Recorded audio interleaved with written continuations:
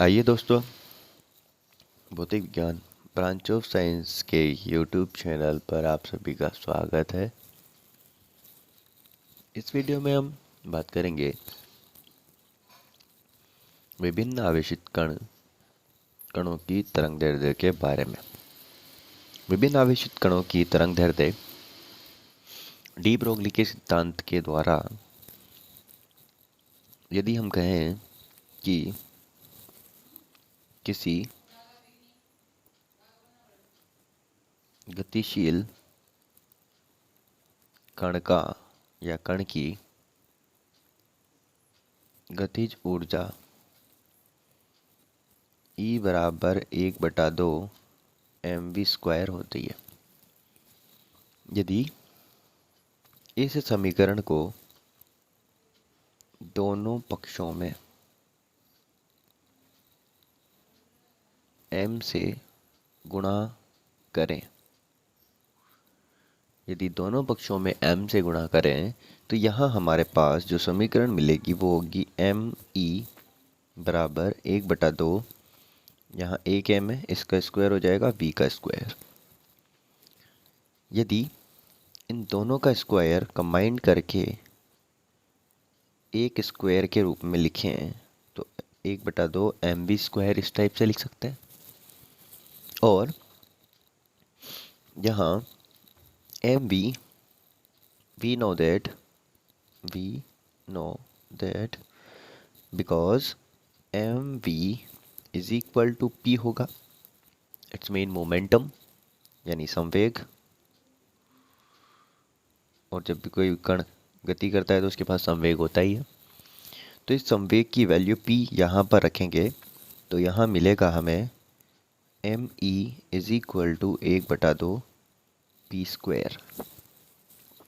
यदि यहाँ से p की वैल्यू को अगर हमें निकालना है तो p² इज इक्वल टू हो जाएगा 2me और p इज इक्वल टू हो जाएगा √2me। ठीक है। और अगर हमें किसी भी कण की तरंगदैर्ध्य निकालनी है तो डी ब्रोगली के सिद्धांत द्वारा अकॉर्डिंग टू डी ब्रोगली के सिद्धांत के द्वारा हम क्या बोल सकते हैं कि लैम्डा इज इक्वल टू होता है h/p। तो इसको इक्वेशन नंबर 1, इसको इक्वेशन नंबर 2 बोले तो यहाँ 1 से 2 में वैल्यू पुट करेंगे किसकी, p की। तो lambda is equal to h/√2me यहाँ हमारे पास वैल्यू मिलेगी। ठीक है, इक्वेशन नंबर 3। और ये जो है ये क्या है, वेवलेंथ ऑफ अ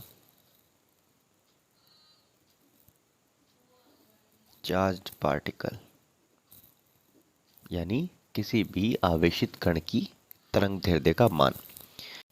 तो आइए सबसे पहले शुरू करते हैं इलेक्ट्रॉन से। तो किसी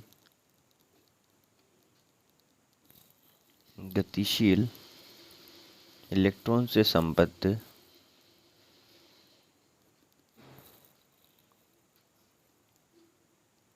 तरंग की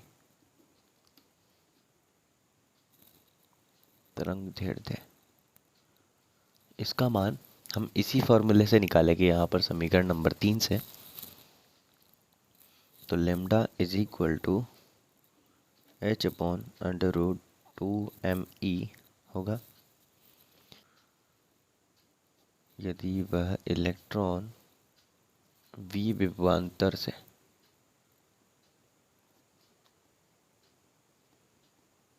गतिशील हो या त्वरित हो तो इलेक्ट्रॉन की गतिज ऊर्जा वो बराबर होती है हमारे पास E is equal to EV के, जो कि उस इलेक्ट्रॉन को पृष्ठ से मुक्त करने में किया गया कार्य इलेक्ट्रॉन की गतिज ऊर्जा के बराबर होता है, जो कि हमने पहले पढ़ा है प्रकाश विद्युत प्रभाव में। तो यहाँ पर E is equal to EV होगा। इस E यानी ऊर्जा का मान यहाँ रखेंगे समीकरण इस वाली में, ठीक है। तो ये हो जाएगी समीकरण नंबर 4, और 4 में समीकरण 5 से रख देंगे, समीकरण 5 व 4 से। समीकरण 5 व 4 से lambda is equal to H upon √2m EV, ठीक है, EV हो जाएगा। यहाँ तक ये बात क्लियर है। अब यहाँ हम देखें कि H जो कि है प्लांक कांस्टेंट, इसकी वैल्यू 6.62 इंटू 10⁻⁻34 जूल पर सेकंड होती है। इसके बाद में E जो है वो होता है 1.6 इंटू 10⁻⁻19 कूलाम यहाँ पर, और M जो होगा इलेक्ट्रॉन का मास वो होगा 9.1 इंटू 10⁻31 किलोग्राम, ठीक है। और जो यहाँ पर V की वैल्यू होगी उसको हम V को V ही रखेंगे, ठीक है, क्योंकि V वोल्टेज लिया है। अब वो वोल्टेज की वैल्यू जैसे हम चेंज करेंगे तो यहाँ पर वेवलेंथ की वैल्यू भी चेंज होगी। तो यहाँ हम लिखेंगे lambda is equal to H की value 6.62 into 10⁻34 upon √2 multiply 1.6 into 10⁻⁻19 and multiply 9.1 into 10⁻⁻34 और मल्टीप्लाई V।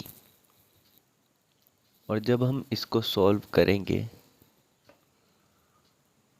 जब हम इसको सॉल्व कर लेंगे तो हमें यहाँ पर मिलेगा लैम्डा की वैल्यू, वो होगी हमारे पास 12.27 अपॉन √V एंगस्ट्रॉन, ठीक है। और इन सभी वैल्यूज़ को, जो डिफरेंट टाइप ऑफ पार्टिकल्स होंगे, उन सभी की वैल्यूज़ को हम कैसे याद रखेंगे वो ट्रिक मैं आपको आगे बताऊंगा। आगे चलते हैं, हम नेक्स्ट प्रोटॉन की बात करते हैं कि अगर प्रोटॉन को V वोल्टेज के साथ में मूव करवाते हैं तो उसका वेवलेंथ क्या होगा।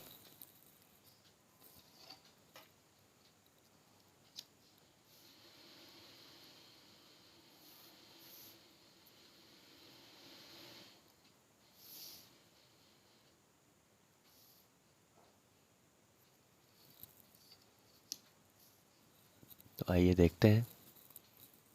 दूसरा, यदि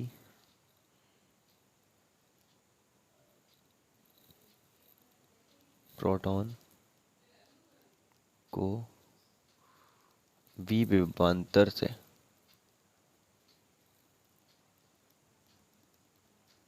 गति करवाते हैं तो उससे संबद्ध तरंग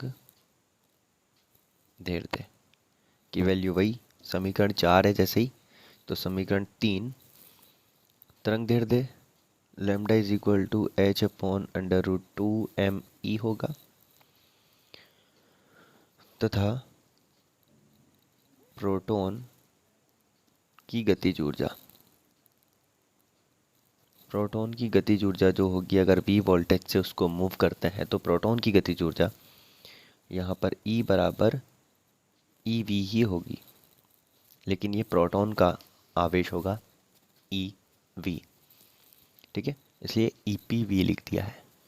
यहाँ इस समीकरण से, समीकरण नंबर इसको बोलेंगे 6, इसको बोलेंगे 7, समीकरण 6 व 7 से लिख सकते हैं lambda is equal to H upon under root 2m, ये द्रव्यमान भी प्रोटॉन का होगा और आवेश भी प्रोटॉन का होगा और v, ठीक है। तो यहाँ इनकी वैल्यूज़ जो होगी वो हम यहाँ लिखते हैं। h everyone knows 6.62 into 10⁻⁻34 joule second. mp यानी प्रोटॉन का मास 1.67 इंटू 10⁻⁻27 किलोग्राम। प्रोटॉन का आवेश वही 1.6 इंटू 10⁻30 माइनस 19 गुलाम, ठीक है। तो ये सब चीज़ें यहाँ रखेंगे। लैम्डा इज इक्वल टू मिलेगा 6.62 into 10⁻34 upon 2 multiply 1.6 into 10⁻19 multiply 1.67 into 10⁻27 multiply v। तो यहाँ लेमडा की जो वैल्यू मिलेगी वो हमें मिलेगी 0.286 अपॉन v एंगस्ट्रॉन, ठीक है। ये किसके लिए है? प्रोटॉन के लिए, और ये किसके लिए है? इलेक्ट्रॉन के लिए। वेवलेंथ की वैल्यू। आई होप यहाँ तक आपको समझ में आया होगा, और इसको और हम आगे अलग अलग डिफरेंट चार्ज पार्टिकल्स के लिए फाइंड आउट करेंगे। इस वीडियो में बस इतना ही। मिलते हैं अब नेक्स्ट वीडियो में। तब तक के लिए thank you, bye and take care. Video को अपने दोस्तों के साथ शेयर करें, चैनल को सब्सक्राइब करें। Thank you.